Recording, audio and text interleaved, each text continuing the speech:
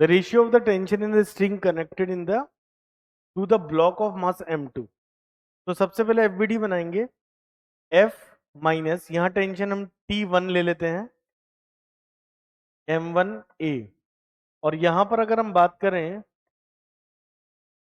T1 ऊपर लग रहा है, अरेंजमेंट इधर जा रहा है, तो T1 minus M2G is equal to M2A। Add कर लेंगे तो ये हो गया F minus M2G equal to M1 plus M2A। F की वैल्यू 1000 है, M2 की वैल्यू यहां पर 80, यहां पर दी गई है 80, तो ये हो जाएगा 800 equal to M1 plus M2, यानी कि 50 प्लस 80, ये हो जाएगा 130 इंटू A। तो A become 200 by 130, we can write 20 by 13।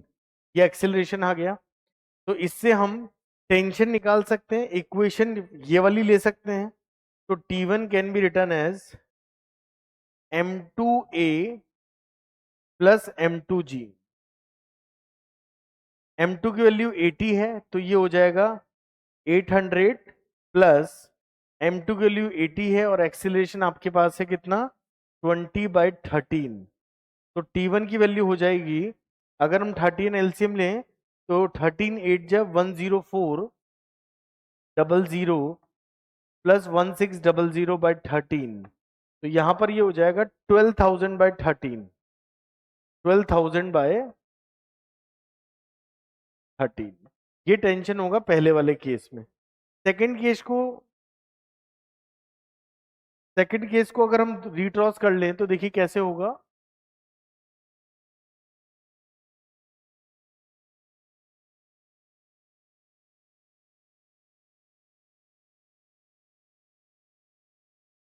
यहां पर M1 है और यहां पर M2 है। फोर्स F इस तरीके से दिया गया है। तो अब इस पे देखते क्या होगा।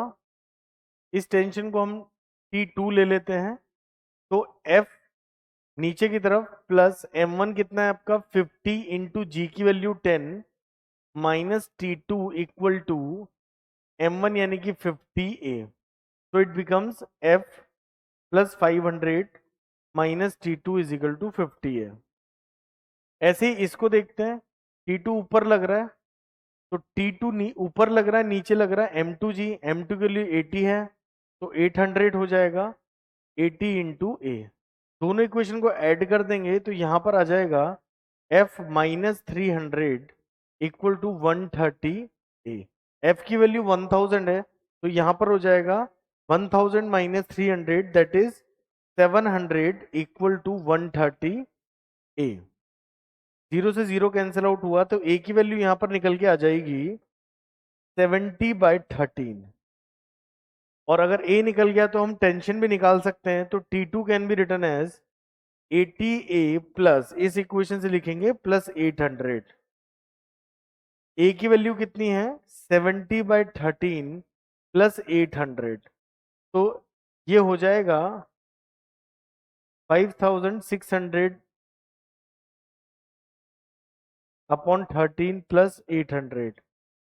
तो ये हो जाएगा आपका T2 का वैल्यू 5600 प्लस 10400 अपॉन 13। तो ये हो जाएगा आपका 16,000 बाय 13। और अगर रेशियो निकालना चाहें T1 रेशियो T2, तो T1 आपका है 12,000 बाय 13, रेशियो निकालेंगे 16,000 बाय 13। ये कैंसिल आउट हुआ, तो ये हो जाएगा 3:4। तो जो सही आंसर आएगा वो आपका आएगा 3:4।